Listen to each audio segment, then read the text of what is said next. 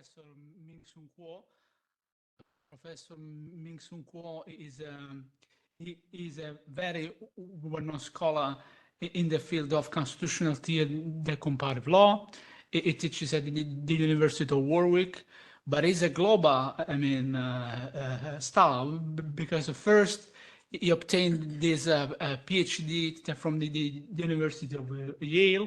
Then he moved to the European University Institute in Florence, where he served as a Max Weber Fellow. And then he was also a postdoc fellow at the Max Planck Institute in Germany. He recently received the prize of the Icon Society for his masterpiece. This is a very important article that all my students know very well, against instantaneous democracy, which is a fundamental piece published in the International Journal of Constitutional Law, I think 3 years ago, something like that. Ages ago, but I think, since it is so important, I still to perceive it as very recent. So for me, it's a super recent piece. Okay, so and jokes aside, they would like to thank Ming-Sung for accepting our invitation. I must say that this seminar is also part of the enacting project, which is a Jean Monnet module led by our common friend and colleague Giacomo Delle Donne. Thanks, Giacomo, for supporting this initiative. Indeed, we thought that a seminar like this was a perfect match. So he's going to present his most recent research. As for the rules of the game, as said, they will have more or less 40 to 45 minutes, and then we will open the discussion with our PhD students and our visiting professors. Having said that, thanks so much once again, Ming-Sung, for being with us, and I give you the floor. Thanks so much. I will join the audience to learn in the moment. First of all, thank Professor Giuseppe and Giacomo's invitation for me to be in this prize. This prize is full of honor, and I'm honored to be here. And also, I like to thank everyone who attends this event. And what I'm going to say is about a book project I'm working on, and the book project, as you can imagine, will draw on what I have said in my icon piece against the instantaneous democracy. And so as you can imagine, the book project is still in the very early preliminary stages. So there must be huge space for critiques and for progress. And I'm looking forward to your interrogation and the questions. And so, without further ado, I will proceed to the presentation I'm going to give today. So,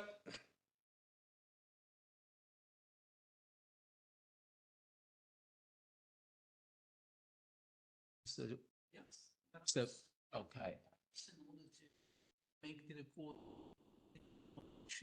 Yeah, we should share the screen like this. Here we go. Here we go.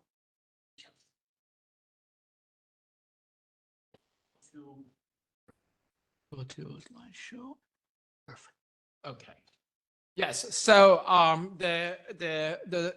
the title of today's presentation is Articulation in Time and Space, constitutional governance and its sustaining order. So probably I should explain what I mean by articulation in the first place. I suppose it's natural to assume that articulation means deliberation or interpretation through deliberation. Yes, that's a part of what I mean by articulation. But the emphasis I have in the notion of articulation on constitutional governance is how different units of constitutional ordering are interconnected, are articulated to each other. That's what I mean. And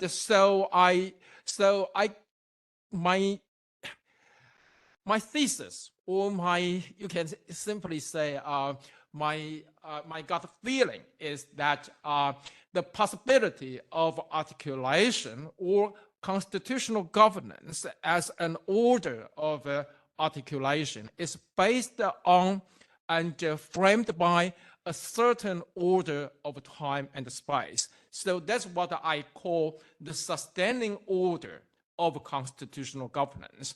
In other words, my effort is to discover the sustaining order of constitutional governance in time and space. And the next step is to, of course, is to see how this is operationalized through constitutional norms, constitutional institutions, and I will try to contemplate about the current challenges facing constitutional governance posed by the changing time and the space. So basically, that's my ambition. That's where my ambition moves in this project. And by the way, feel free to interrupt me at any point of time. And so first, let me introduce what I mean constitutional ordering as a structure of articulated governance. So I think in probably what I'm going to say in the next few minutes is no surprise to any one of you. I think since we can say we share the common language of constitutionalism, of constitutional studies, so we have been familiar with the conventional wisdom about how constitutional governance, constitutional orders work, such as the public versus private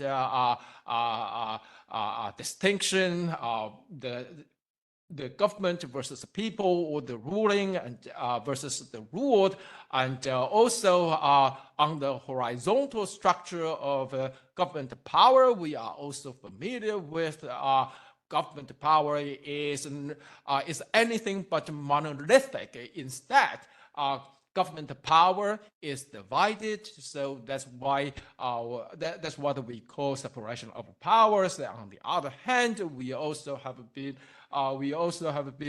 taught about the vertical structure of government powers as expressed in how government powers are distributed among different levels of governance units. That's what they have been, that's what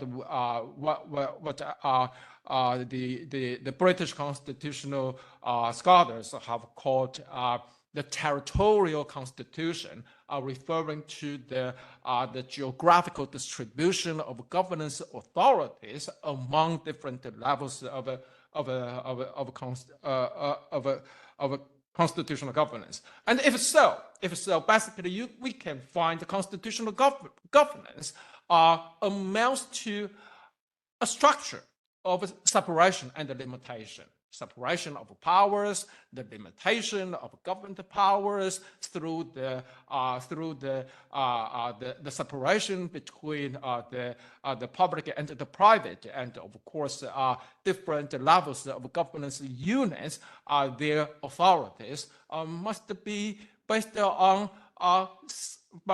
some kind of a separation, and each of them must have some limits. So that's what we have been familiar with as constitutional students.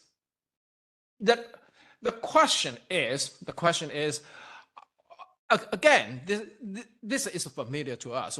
I think starting from that conventional framing, conventional characterization of the framing of constitutional governance, then we are soon being challenged by, well, basically, actually, checks and balances are better to account for how different government powers interact with each other. So separation is misleading. Instead, the blurring.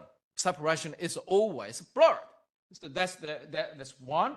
Another has to do with, well, yes, on the one hand, the public versus private distinction seems to be framing our way of thinking the relationship between the government and the world. But on the other hand, we are also taught, well, this distinction is always open to reframing.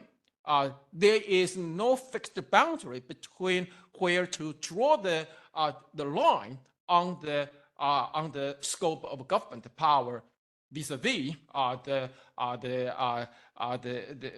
space of private autonomy. So that's a problem. Another problem has to do with of course the blurring, the undoing of the separation and the limitation, as we have seen in the public versus private distinction and the separation of powers on the horizontal structure of governance, also materializes in the vertical order of governance powers, because we know basically, as we take a federalism, for example, we know we have been confronted with the competitive versus cooperative federalism, the models of dual sovereignty, where sovereignty arises. So here, basically, when we frame the constitutional order around the separation and the limitation, we constitutional lawyers actually live in a kind of internal condition of anxiety. Take the debate, take the discussion of populism, for example. On the one hand, well, we have been taught populist constitutionalism is kind of a poisoned chalice for constitutionalism. It's a way to turn the liberalism-inspired constitutional order into some kind of authoritarian instrument. On the other hand, we were also told, well, popular constitutionalism is an expression of democracy, of radical democracy. How can we resist the appeal of a genuine democracy in its radical form? So here, I think probably this has to do with as the debate about populism versus popular constitutionalism suggests. Well, it has to do with there must be a line to be drawn in our constitutional framing of of a constitutional governance. So that's in my view, that's where we find ourselves in the current condition of a constitutional thinking. And so I think again now let's revisit the several institutional features I have referred to. So probably I think it's quite helpful to bring in the idea, the notion of reflexivity in the framing of constitutional governance. So this is not something I create. Instead, it draws on the wisdom of our sources of constitutional inspiration, such as Hannah Arendt and other great thinkers. So when Hannah Arendt discussed the American constitutionalism versus the French tradition of sovereignty in the book on revolution, she actually characterized the separation of powers institution as a way to augment power. In other words, powers are augmented by division, by separation. How does it work? So I would say augmentation here refers to the way government exercises its power of governance in a more effective way. So separation of powers on the one hand seems to suggest the limitation of power by division. But from the Arendtian reading of the separation of powers, actually the monolithic of governance power becomes more effective, becomes more efficient through the separation of powers mechanism, and I think this is a way to show how the law of reflexity, constitutional reflexity, could enhance constitutional governance. And speaking of constitutional freedoms, speaking of the distinction between the public and the private. So here again we can, as I will further explain, so public, we can say basically the civil society, the private space of constitutional freedoms outside the government is not the opposite. It's not the opposite of the government power. Instead, is more like a space for constitutional experiment, for the generation of public knowledge that would enrich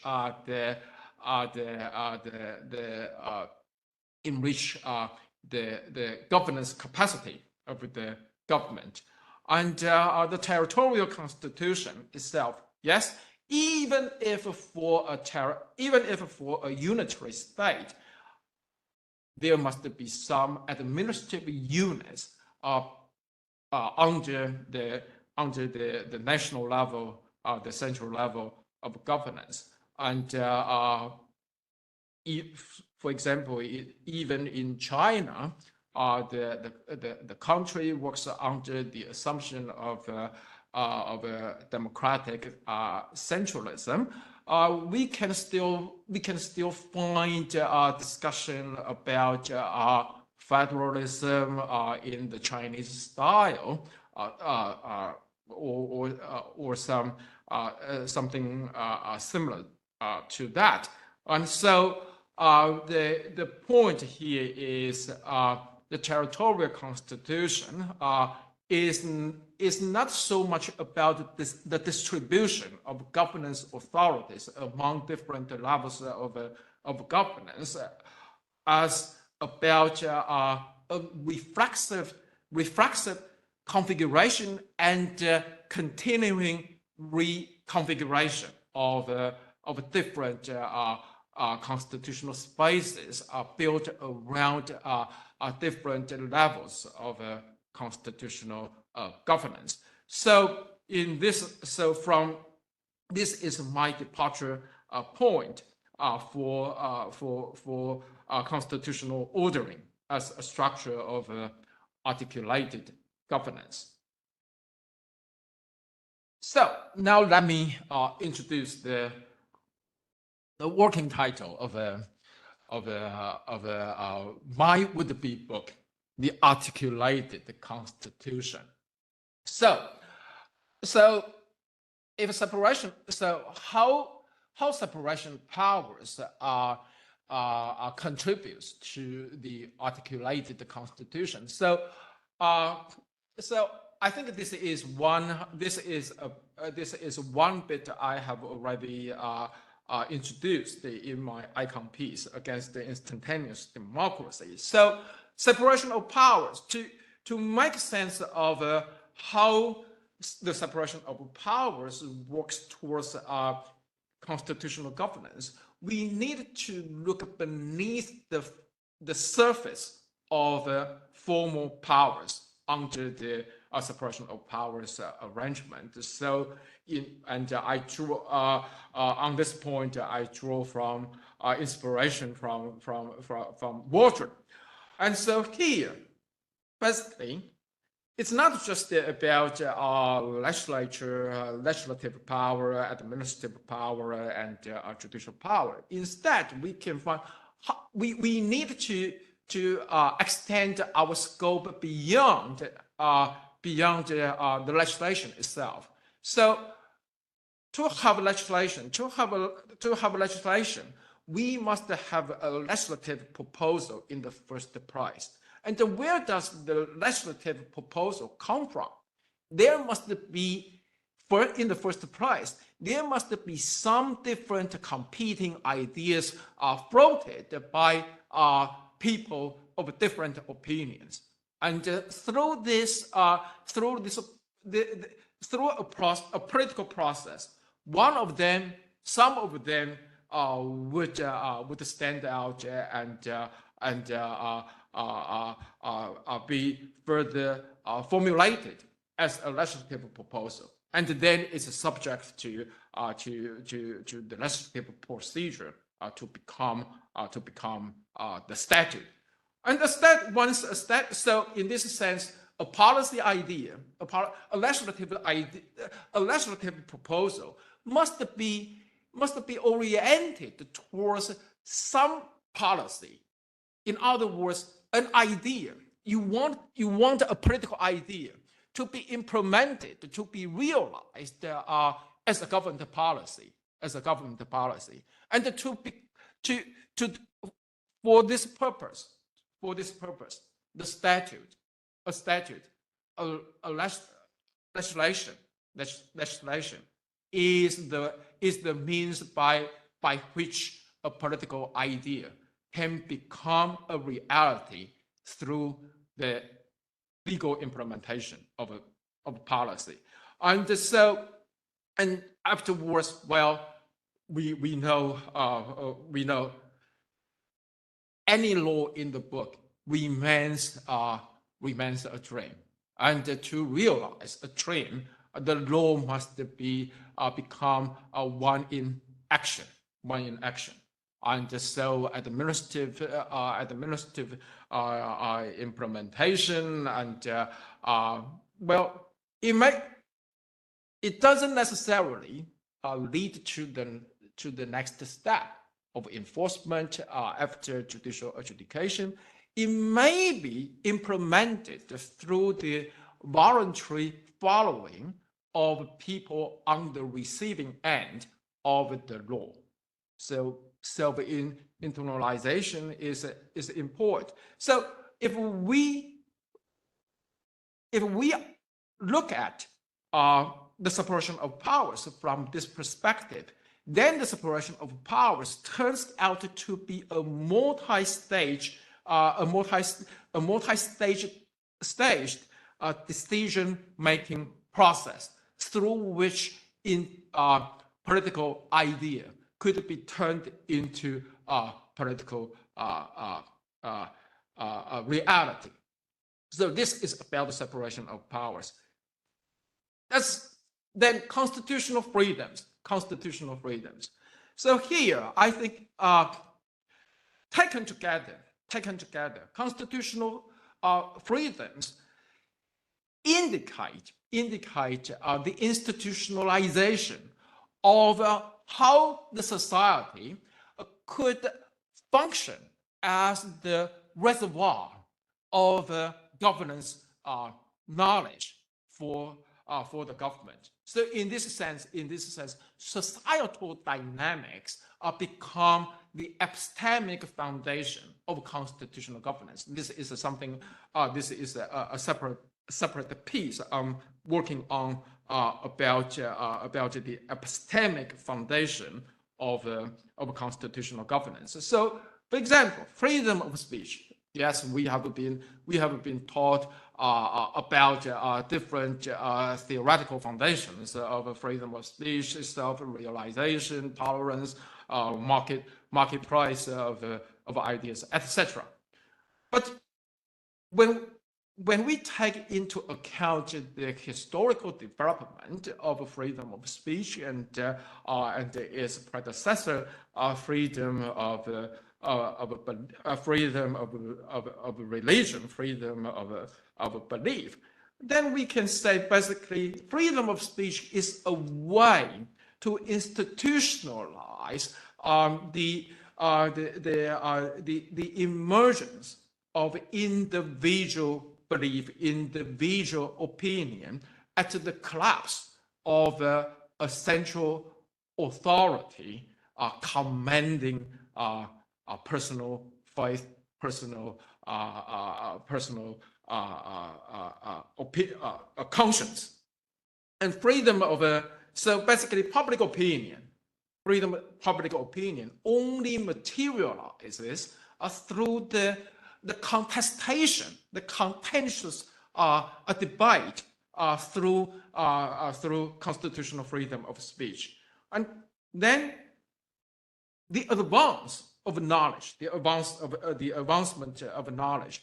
Knowledge results from a kind of trial and error process, and trial and error.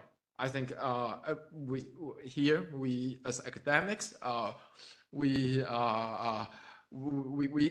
probably we live with this privilege, and through academic freedom, through freedom of science, knowledge can materialize without the constraint imposed by the religious authority. I think PISA is an ideal prize to reflect upon this development. Freedom of contract. Well, this is more controversial now because economic freedom now seems to be associated with anything but good, anything but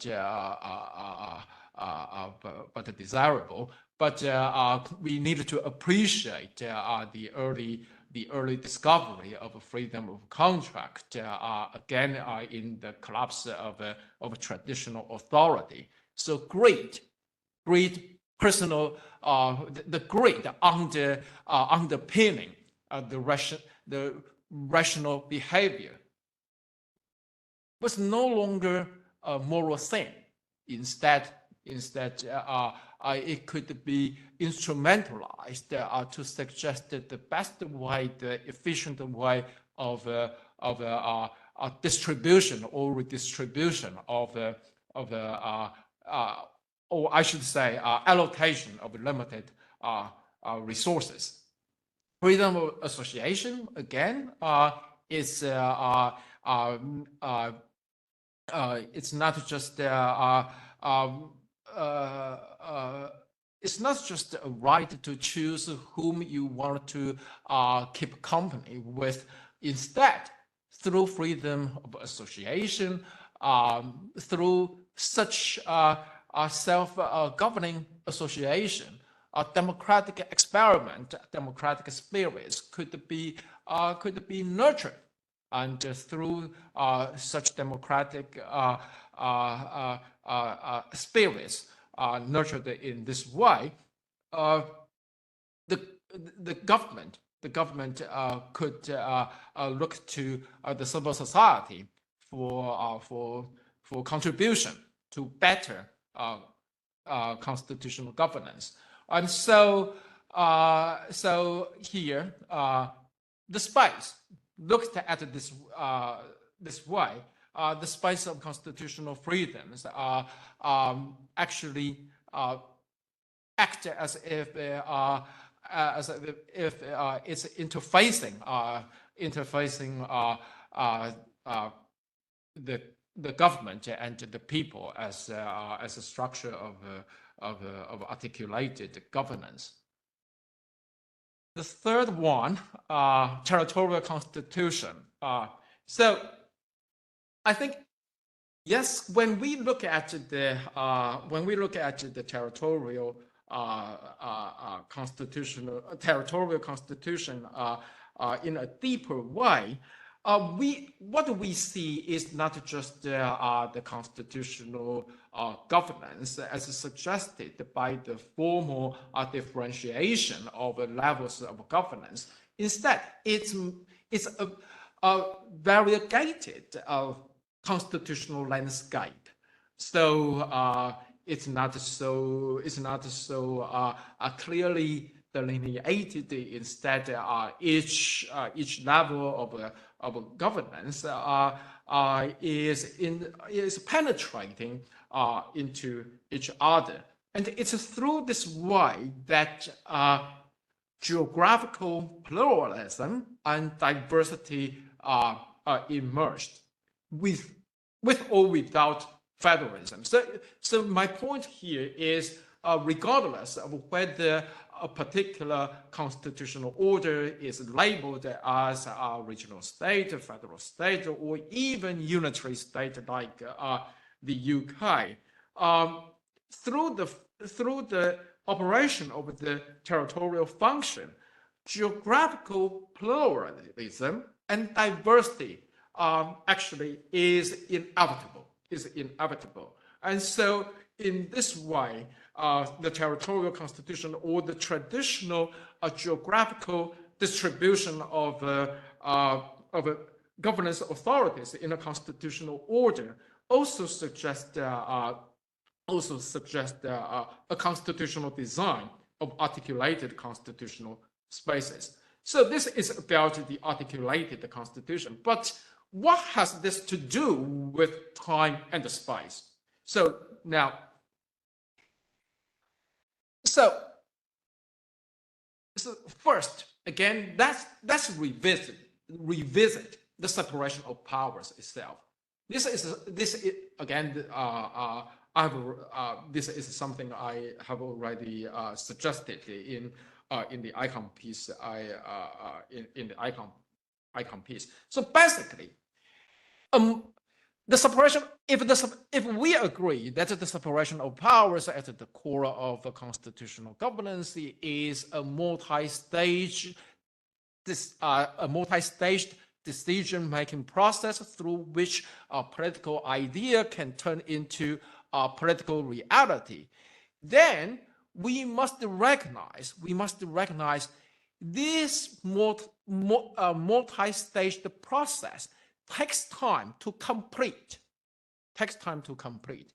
And so there is no royal way to articulation. It's only through the back and forth back and forth of the multi-stage process that some kind of a governance policy could be articulated, could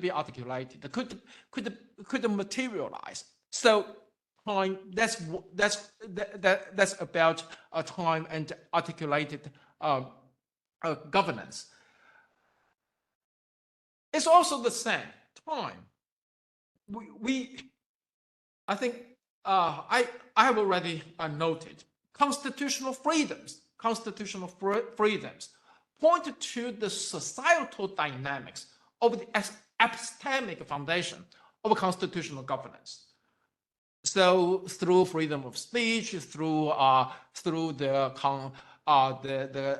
contentious process through which public opinion materializes, through freedom of science, under which trial and error could contribute to the advancement of knowledge, through freedom of contract, through economic freedom, the optimal allocation of resources could be identified, etc. But again, it's only through the back and forth that such advancement of knowledge, such optimal allocation of resources, and the public opinion could become possible. But it takes time to learn. It takes time to learn. How about the territorial constitution? How about the territorial constitution? Here, it's not so much about time. It's more about the way constitutional spaces, as suggested in the territorial constitution, are configured. Regardless, we still could not dispense with the notions such as jurisdiction, boundary, in conceiving of constitutional spaces. In this way,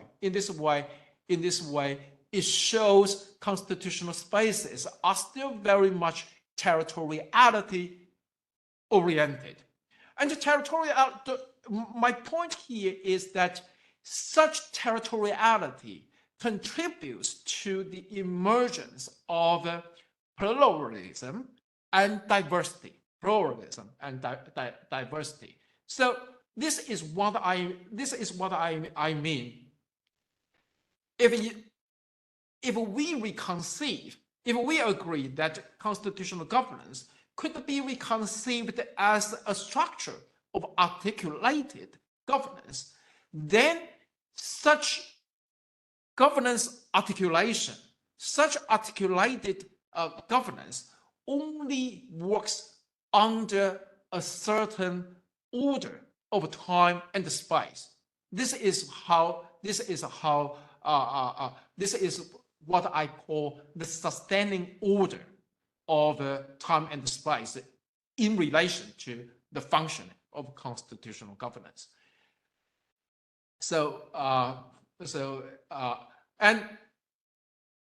whether I think traditionally when we discuss how the separation of powers falls short, we have focused on institutional design. We have focused on whether presidentialism would doom any constitutional regime. We have debated whether constrained parliamentarism is better than Westminster parliamentarism, and so whether federalism is better than unitary state.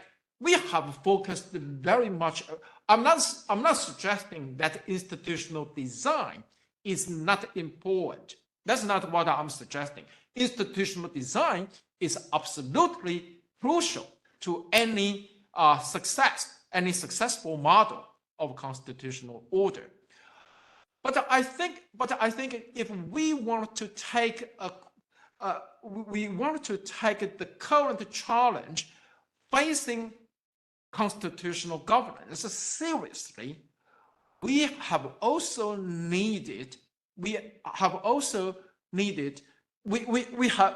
have to bring in how the sustaining order of time and the space are in the functioning of constitutional governance. That's so my ambition is not to displace or replace the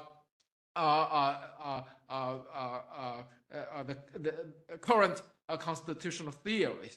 My ambition is limited to complement the current discussion with more attention being paid to the role of time and space in the operation of constitutional governance.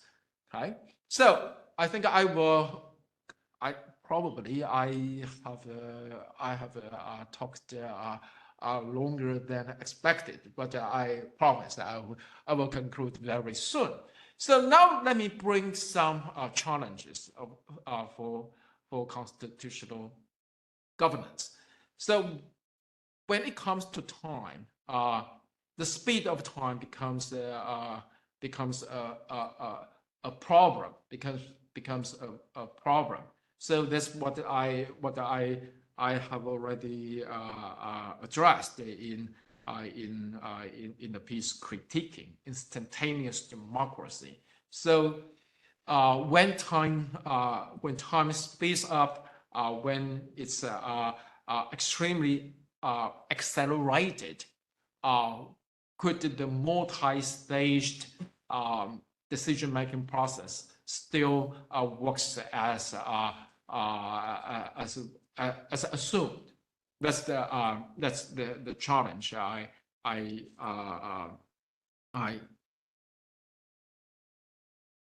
ask myself.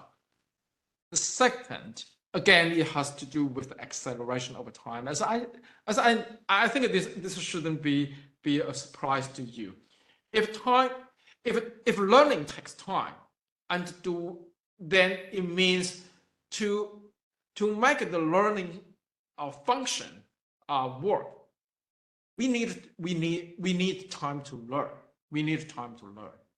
But with the speed of time, with the speeding up of time, it's still possible to learn through constitutional freedoms, through the institution of constitutional freedoms. And probably that's what freedom of speech still thrives.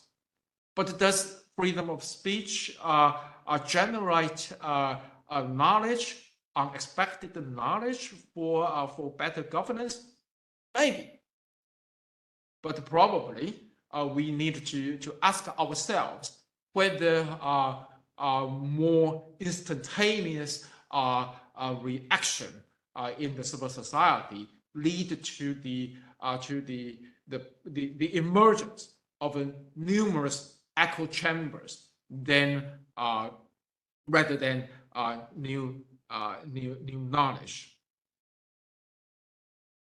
And for the territorial constitution, I would say regionalization and the territorial constitutional spaces pose a challenge. So we can find, basically some urban studies scholars would suggest they have referred to the phenomenon of metropolitanization, the continuing expansive urbanization of governance units, blurring the boundary of local government and other governance units. In other words, actually, constitutional spaces tend to be guided by constant human flow. But I'm not sure. I'm just wondering whether whether pluralism and diversity as present out in different governance units could really be sustained by a constitutional space underpinned by constant human flow. This is a challenge for constitutional governance in the vertical dimension. You may be surprised. Well, after raising the questions, where are my solutions? Well, to be honest, I'm still searching for the better solution. I have thought about some preliminary ideas whether AI would be a solution or etc. But we can leave that for discussion. And thank you for your attention. So much. Okay, so we have 35 minutes, 36 minutes for the discussion. I already have some comments, but let's see. I mean, I don't want to monopolize that. I could, but I don't want to monopolize the discussion. So, I mean, don't be shy, especially if our PhD students or visiting professors want to jump in the discussion, and I'm happy to give them the floor. Any questions or comments? Nixon first, and then Giacomo will suggest. Nixon, perhaps you should, I mean. Sorry, maybe I use this. Oh yeah, well, why not? So Even better, yeah. yeah. Thank you. Thank you. Mic is open? Yeah, it's open. Yes, All right. it's okay. I think it's this way. No, right. It's okay. You were right, sorry. So thank you, Professor. Thank you very much. In fact, one of the things that has dominated majority of discussions has been constitutional democracy. But now it's interesting that we are having a new paradigm, constitutional governance, which I think is something new, and I really appreciate that. I have a few what you call comments, and I think one or two questions. One, I think when you argue that constitutional governance creates issues of efficiency, my thinking also is that at the point there are separation of powers, there is an aspect of specialization. Because if you have parliament, doing its role, you have the judiciary doing its role, you have the executive doing its role, the aspect of specialization is encouraging these specific units to really know how their work needs to be done well. By virtue of that, it brings in an aspect of governance through that, because now they have specialized in that area. That's just one. Now, the second item is when you mention the issue of governance, what I think of next is efficiency. What I think of next is regulations. So my question will be, how do we strike a balance between constitutional governance and regulations as far as administrative law is concerned? And my last item is when we discuss the issue of time and space, my humble opinion is that time and space is a constant. We may be here for the time we are here, but that time can go without anything happening that is constructive. So the most important thing is what has happened in between the time. Because we may have 100 years, and things run within the 100 years. Things are just running.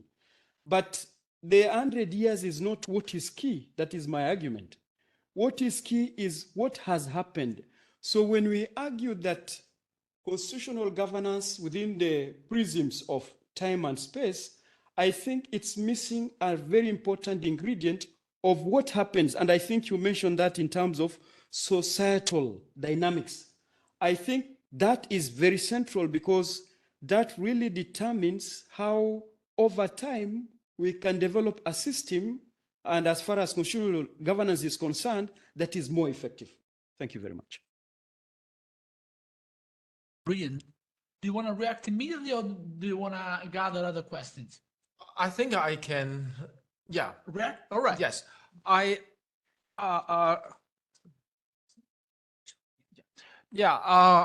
Nixon, thank you for your great questions and the comments.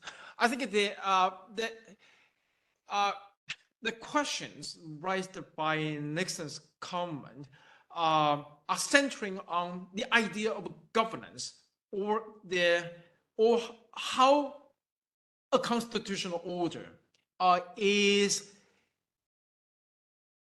beneficial to or is constraining governance. So let me reply by starting with this idea. Well, I don't mean to use governance to dominate constitutional thinking in the place of traditional theories of constitutional democracy or constitutionalism. Instead, my thought is constitutionalism or any constitutional order remains a political order.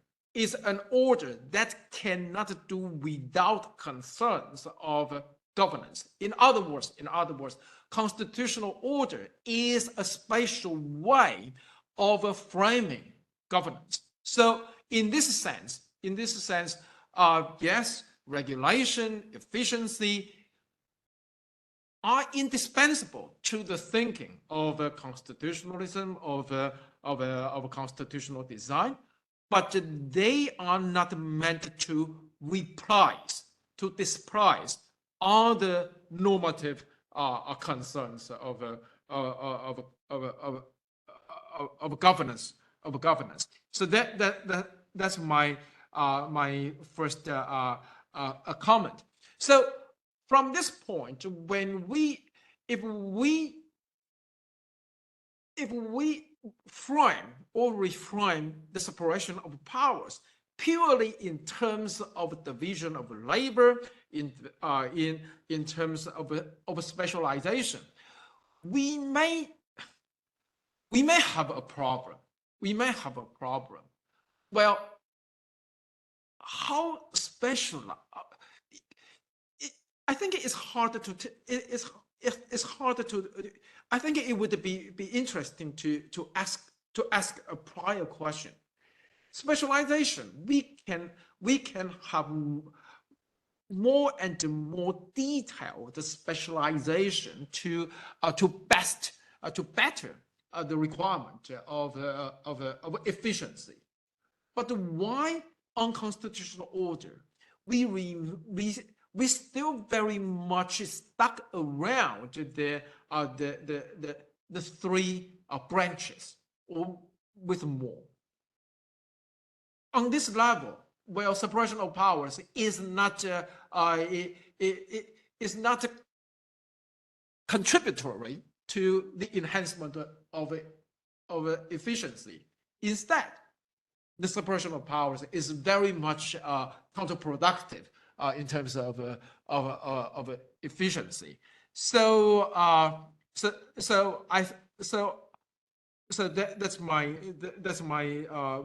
response to efficiency. And I think the final point I want to make is about Nixon's comment about the constant of time and space. So yes, what matters is what happened between 2 points of time.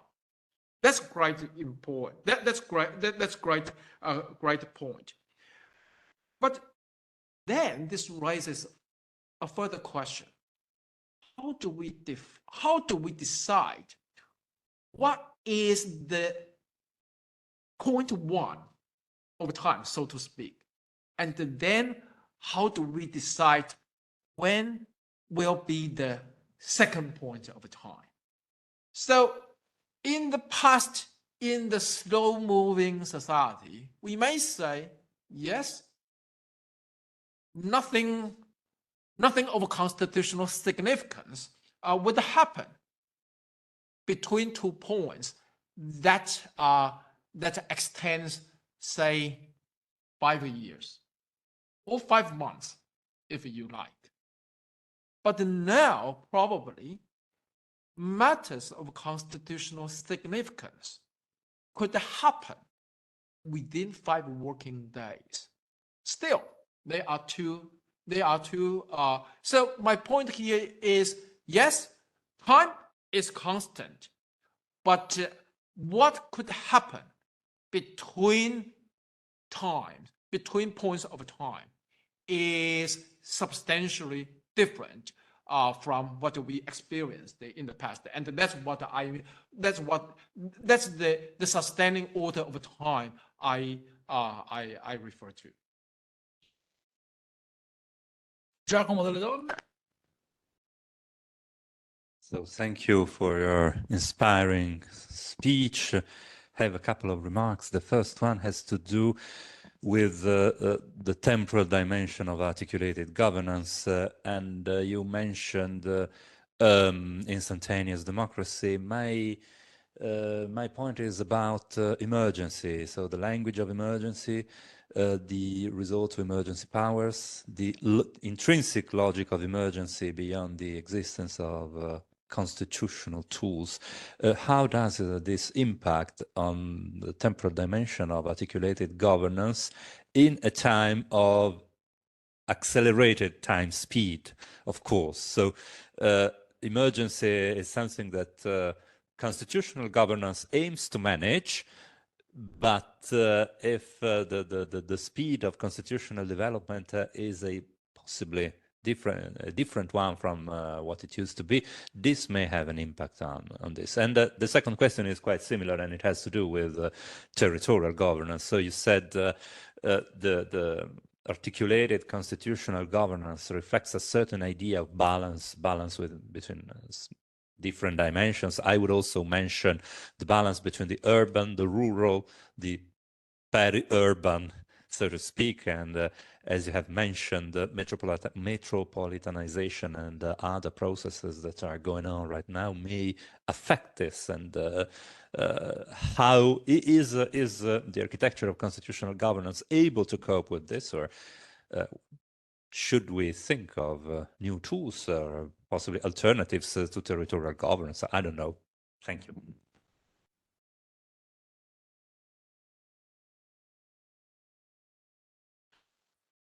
Yeah, thank you, Giacomo, for your brilliant questions. So let me start with the second one. Yes, I think you bring up a crucial, a very important question in the territorial constitution, the balance of the rural and the urban. Yeah, I think this is important. This creates a dilemma for constitutional scholars. Well, urbanization is not something invented or designed by constitutional frameworks. Urbanization is we can say is a natural development of modern society. But the problem is the problem is with this unstoppable urbanization, the rural, the countryside is subject to some fundamental change. So this is where this is where the dilemma comes into play. If we want to stop urbanization, well, we seem to use the constitutional framework to stop the societal change. On the other hand, and this creates a problem, and this may be this may be the reason some scholars would regard the current constitutional design on the allocation of powers between different territorial units tend to preserve the status quo in favor of rural conservative values. But on the other hand, we cannot have meaningful geographical pluralism and diversity if we allow the overall the continuing metropolitanization. That's the dilemma. But yes, I agree. Some kind of rethinking, revolutionary rethinking about constitutional spaces, the relationship between the rural and the urban must be taken into account in constitutional thinking. The first question about the emergency, I think this is great. In a forthcoming paper of mine, when I discussed the societal dynamics of the epistemic foundation of a constitutional order.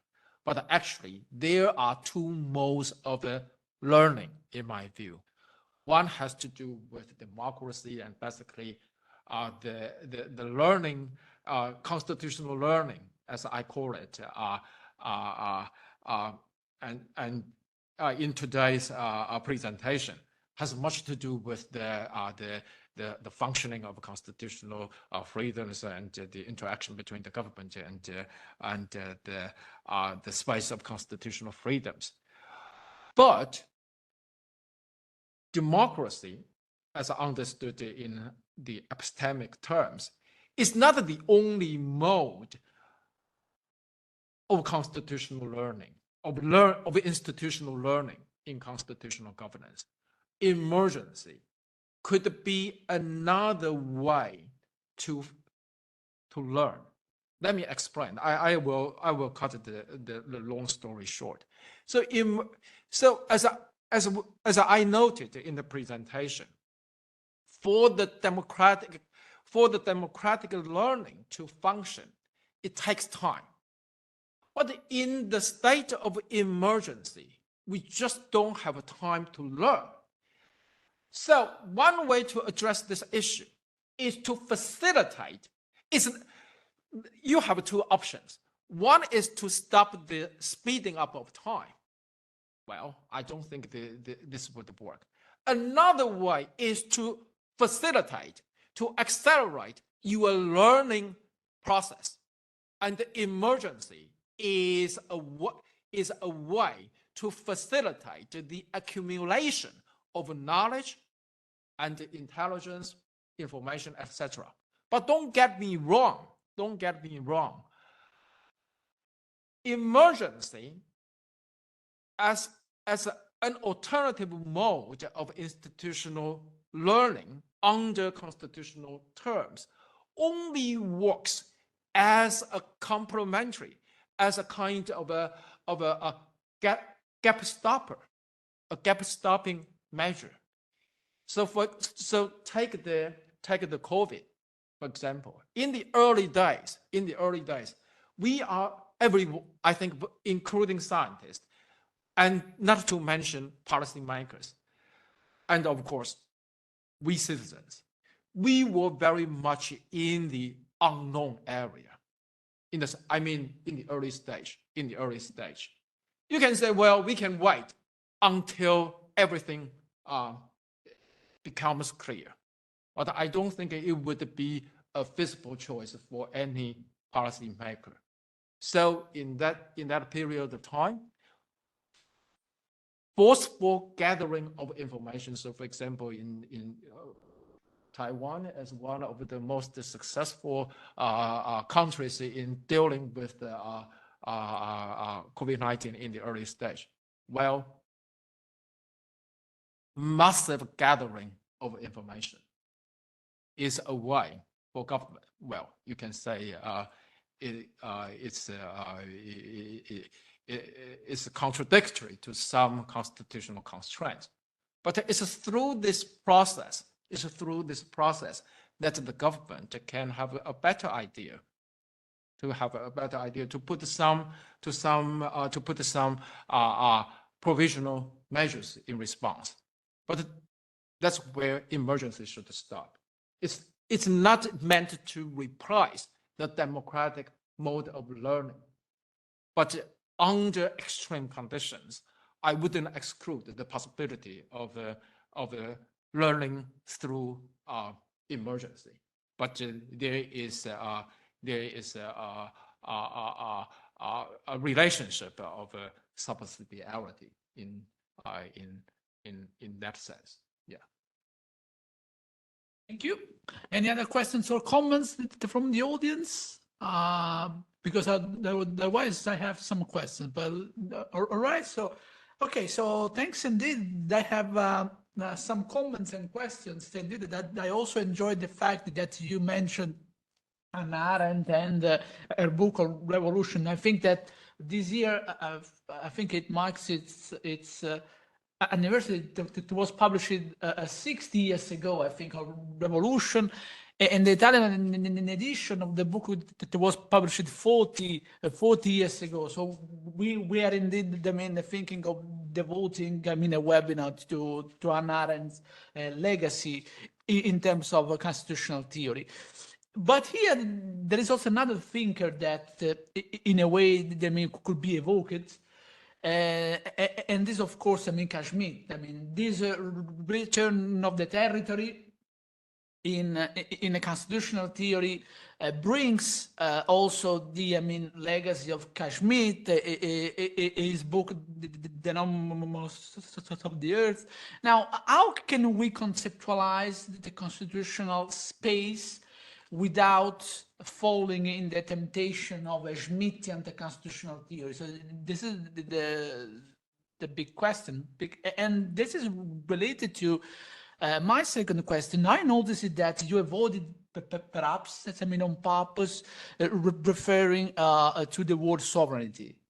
And I'm asking if this is a strategy. I don't know if your project, you plan to, avoid relying on sovereignty as a concept of a constitutional theory because of its Schmittian understanding, or if you plan to reconfigure and reconceptualize this notion, and how.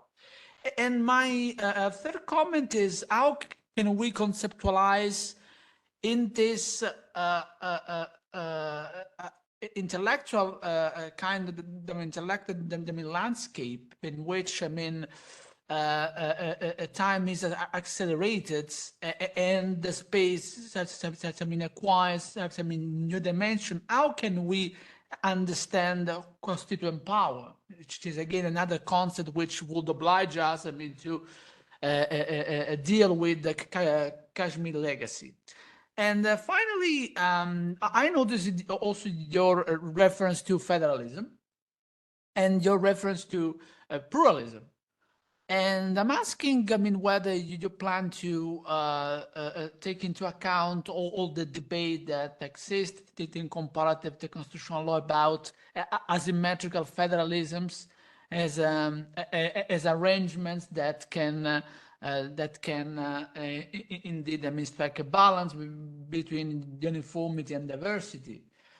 So as asymmetry as a device which makes diversity sustainable in the long term in context of multinational federalism. So I don't know, this is just out of curiosity, but I'm particularly interested in how you deal with Kashmir, because I know that there is a new, I mean, trends of a new, I mean, research trajectory also in Asia. I mean, there are many studies in China in which they try to, I mean, use cash meat, I mean, to justify, I mean, a certain geopolitical approach.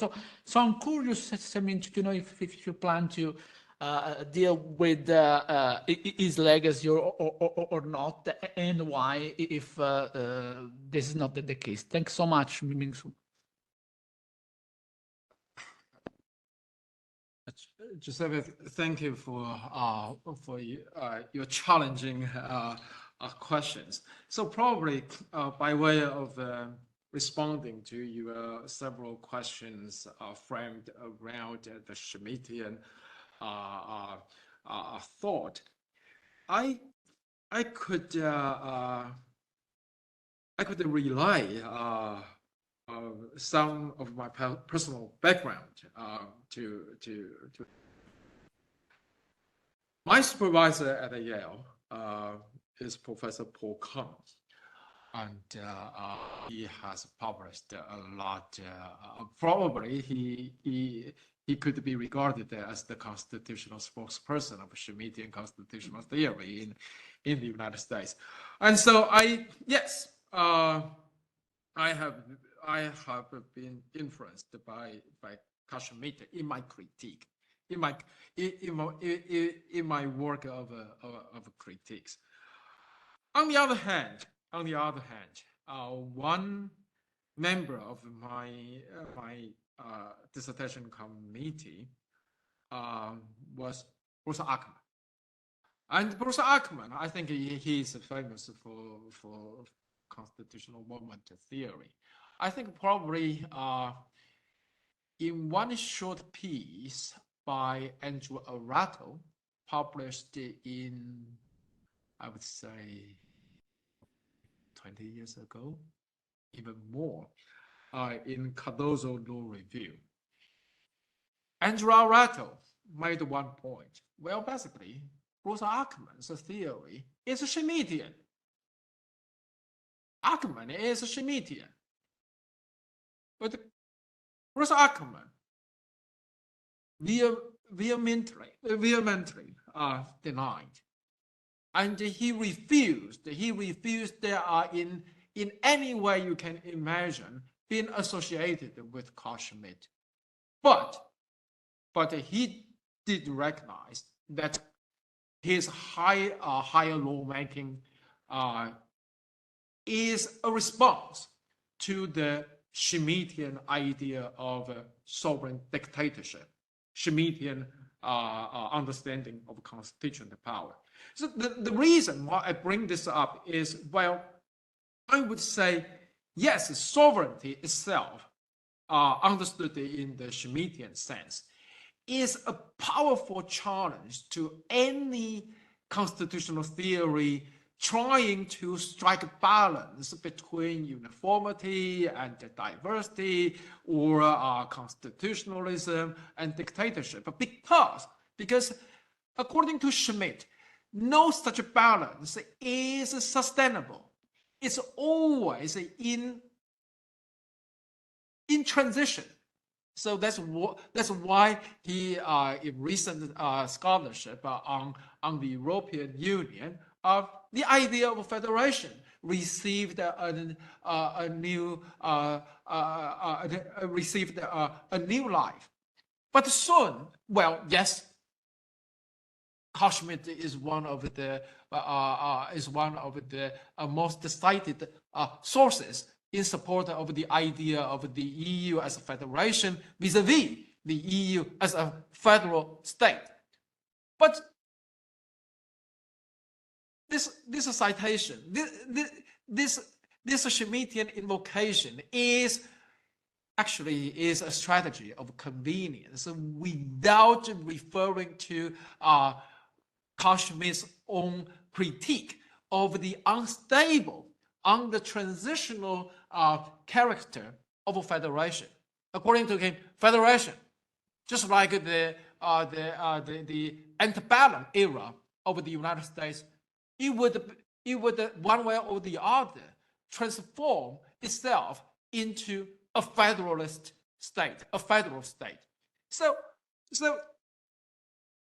in this sense, I think as a scholar, as a constitutional theorist, I have a conscious choice to make. Do I want to dissolve the Schmittian challenge as the Schmittian challenge by answering the question of sovereignty? Well, without sovereignty, we still could have a stable relationship, etc. I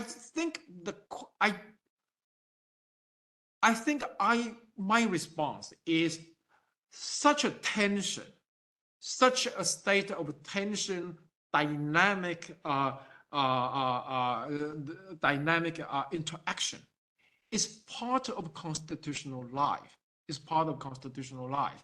If we follow Carl Schmitt to the end of his logic, I think probably that's why Carl Schmitt now has been so popular and so much discussed by Chinese scholars. Democratic centralism is the best way. To address to embody the idea of sovereignty. But on the one hand, it comes with huge cost of humanity. On the other hand, is this kind of centralism a real condition of stability? That's something so go back to Bruce Ackerman. Higher lawmaking is, and by the way, the Schmittian idea of sovereignty, I think it's very much reflective of what Hermann Haller has called organ sovereignty. Organ sovereignty. Sovereignty comes down to a specific institution, a specific organ, or even an individual person. But yes, we cannot exclude the role played by constitutional figures in the way constitutional governance works. But what is the institutional dimension? And that's why Bruce Ackerman or separation of powers has been understood as a way to reflect, not to identify, instead of identifying who owns a sovereignty. That's so. Let me end my long response with a final point on Carl Schmitt's thinking of a speciality of space. I think here probably the real challenge posed by Carl Schmitt is the idea of greater space. I don't know how to. I don't want to embarrass myself by speaking German or something like that. The greater space, I think, for now, as China, the United States, and even the European Union, I think in this sense, Carl Schmitt's reference to the emergence of greater space in the place of traditional nation states may give us food for further thought. But I don't have an answer to your challenging questions. Well, thanks indeed. We are running out of time, so unless there are questions or comments, I will really thank Professor Ming-Sung Kuo for this fantastic seminar. It was a gift. We really enjoyed it. I learned a lot.